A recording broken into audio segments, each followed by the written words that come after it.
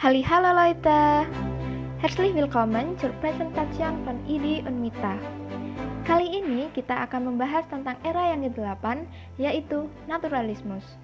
So, let's get Begriff und Zeit der Epoche. Naturalismus adalah salah satu era yang berlangsung dari tahun 1880 hingga akhir abad ke-20, tepatnya pada tahun 1900. Istilah naturalisme sendiri berasal dari bahasa Latin natura yang berarti nature atau alam. Naturalisme muncul sebagai gerakan protes dari realisme pada tahun 1848 hingga 1890 dan dapat dikatakan adanya peningkatan di dalamnya karena era ini dinilai jauh lebih radikal. Gimana? Realisme ingin menampilkan hal yang indah dari kenyataan, namun naturalisme menunjukkan hal yang jelek dan kesengsaraannya. Historischer Hintergrund. Begitu banyak pergolakan sosial di akhir abad ke-19 seperti revolusi industri, pengangguran, eksodus pedesaan, dan urbanisasi. Pada saat itu pula, negara menerapkan industrialisasi, yang berarti banyaknya pekerjaan yang dihilangkan. Oleh karena itu, orang-orang lebih memilih untuk tinggal di kota. Akibatnya, orang yang tinggal di kota jauh lebih banyak daripada di pedesaan. Namun, setelah mereka pindah ke kota, banyak juga yang tidak bisa mendapatkan pekerjaan, dikarenakan lapangan kerja yang sedikit dan juga apartemen yang tidak mencukupi. Kemiskinan yang hebat pada saat itu semakin memperburuk keadaan. Konsekuensinya adalah maraknya kesengsaraan sosial, alkoholisme, kejahatan, hingga prostitusi. Di saat yang bersamaan pula, ilmu pengetahuan alam mengalami ledakan pesat pada abad ke-19. Munculnya penemuan teknis yang hebat seperti mesin diesel, rekor, dan turbin uap.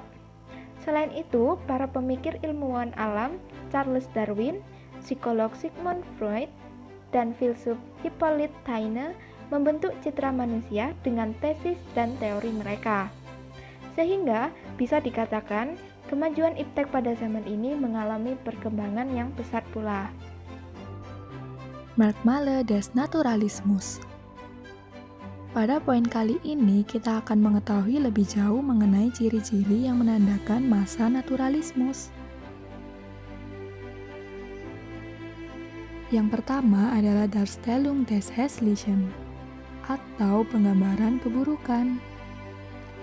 Seperti yang kita tahu, naturalismus adalah masa yang menentang realismus, di mana hal ini dinilai cukup radikal.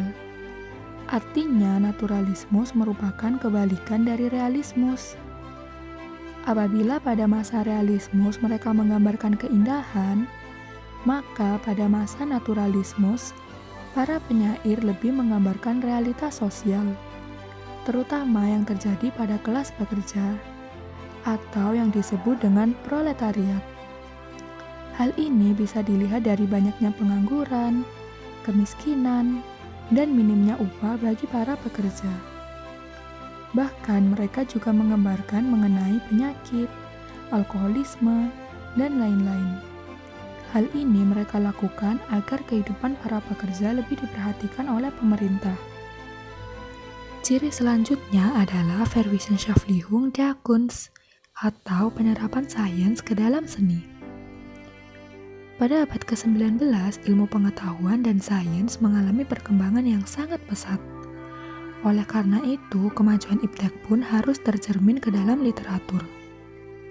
Kesusastraan dan seni pada masa ini harus berbasis ilmiah. Dalam artian, semua yang ditulis merupakan sesuatu yang objektif dan bisa diamati maupun dibuktikan keberadaannya. Ciri yang ketiga adalah Wahrheitsbegriff atau kebenaran. Sama seperti ciri sebelumnya, di sini para penyair bekerja sesuai dengan standar ilmiah. Sebelum menuliskan suatu karya, mereka akan berusaha melakukan eksperimen terlebih dahulu. Hal ini mereka lakukan untuk membuktikan kebenaran apa yang akan mereka tulis. Dan yang terakhir adalah Milieu und Vererbung. Berikut adalah milieu teori dari Hippolyte Taine. Teori ini beranggapan bahwa manusia dibatasi oleh genetik dan lingkungan, yaitu kondisi sosial di mana mereka dilahirkan.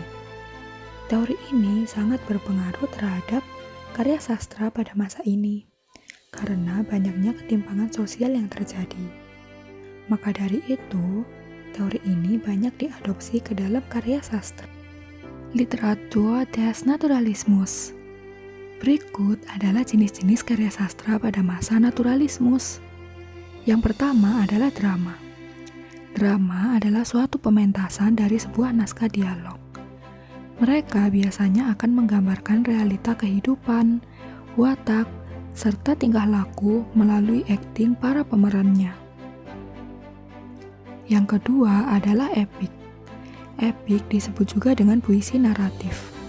Karya ini ditulis dalam bentuk syair atau prosa dan disajikan oleh narator fiksi. Kemudian yang terakhir adalah lirik. Lirik adalah salah satu bentuk puisi yang biasanya mengekspresikan perasaan emosional dan personal. Pada era naturalismus, drama memegang peranan yang besar dalam literatur. Para penyair lebih sering menggunakan drama untuk merepresentasikan keadaan pada saat itu. Hal ini dikarenakan drama dinilai lebih bisa menggambarkan suasana dan menyalurkan emosi kepada para penonton. Salah satu drama yang paling terkenal pada masa naturalismus adalah Die Weber oleh Gerhard Hauptmann. Drama ini menggambarkan tentang kesengsaraan para pekerja yang dikarenakan oleh revolusi industri. Berikut adalah cuplikan dari drama Die Weber. Bleiben 16 Silbergroschen 2 Pfennig. Sind Sie bedankt? Nu, stimmt's etwa wieder nicht? Ein paar Pfennige Vorschuss hätte ich doch halt also nötig. Ich hab ein paar 100 Taler nötig, wenn's aufs Nötighaben ankäme. Über den Vorschuss hat der 30er selbst zu entscheiden. Abend für Abend wie ausgebunden, halb tränig vor Staub und Gluthitze. Da hat man sich glücklich 13. halb BM erschinnt. Hier wird nicht gemault! Vor I, das ich mir Schmaul noch lange nicht verbieten. Oh, das möcht ich doch einmal sehen. Herr 30er! Herr 30er! Möchten Sie einmal so freundlich sein? Was gibt's in Pfeiffer? Becker will sich's Maul nicht verbieten Ach lassen. so, Becker, ist das der? Ja, ja, Herr 30er, das ist der. Und das ist der. Was erlaubt sich denn der Mensch? Dem geht's so gut. Ich kann bis zu einem gewissen Grade dafür sorgen, dass die Arbeitslosen wenigstens die Möglichkeit haben, eine Kleinigkeit zu verdienen. Du kannst lesen, kannst schreiben, du kennst dich aus mit der armen Weberbevölkerung. Du sollst unsere Sache mal in der Hand nehmen. Hat er hier. Wenn's mir nie ist, sollte mir nie drauf ankommen, da hier den alten Fabrikanten räudeln, dann wollte ich viel zu gerne mal ein Lied Luft spielen. Ich bin ein umgänglicher Kerl. Aber wenn ich einmal falsch wäre und ich krieg's mit der Wut, dann nehme ich 30ern in die eine, Dietrichern in die andere Hand und schlag sie mit der Keppen aneinander, dass es Feuer aus den Augen springt. Immer drauf! Immer drauf! Immer drauf! Immer drauf! Immer drauf! Freund! Und das muss anders werden hier! Jetzt auf der Stelle! Wir leiden's nimmer! Wir leiden's nimmer! Mag kommen, was will!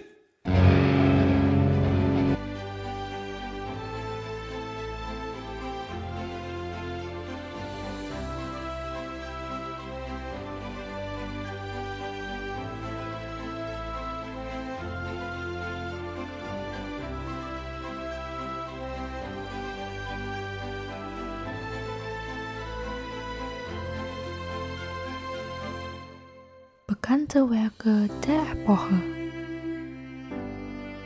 Pada poin ini, kami akan menyebutkan salah satu contoh karya terkenal dari masing-masing penulis. Yang pertama adalah Die Ratten dari Gerhard Hauptmann. Selain dramanya yang berjudul Die Weber, ia juga menuliskan naskah Die Ratten yang cukup terkenal pada masanya. Drama ini merupakan salah satu karya yang diciptakan pada akhir era naturalismus. Die Ratten menceritakan tentang kemiskinan dan perdagangan anak. Karya yang kedua adalah Die Familie Selige dari Arno Holz dan Johannes Schlaf. Drama ini menceritakan tentang masalah yang terjadi antara kaum borjuis dan proletariat. Karya selanjutnya adalah Meister Else dari Johannes Slav. Drama ini berisikan tentang pertengkaran antara dua bersaudara, di mana salah satu dari mereka mencurigai bahwa saudaranya telah merampas harta warisan keluarganya. Kemudian ada Gespenster, karya dari Henrik Ibsen. Drama ini dianggap sangat kontroversial. Hal ini dikarenakan drama ini mengandung kritikan yang sangat tajam terhadap aturan tradisional. Selanjutnya terdapat Anna Karenina dari Leo Tolstoy. Anna Karenina merupakan sebuah novel yang memuat tentang skandal antara sepasang kekasih. Novel ini mengangkat tema pengkhianatan, keluarga, dan juga perbedaan kehidupan antara kota dan desa. Karya yang terakhir adalah Die Edel dari Emil Zola. Novel ini secara garis besar menggambarkan tentang kemiskinan dan kekejaman kehidupan pedesaan di akhir abad ke-19.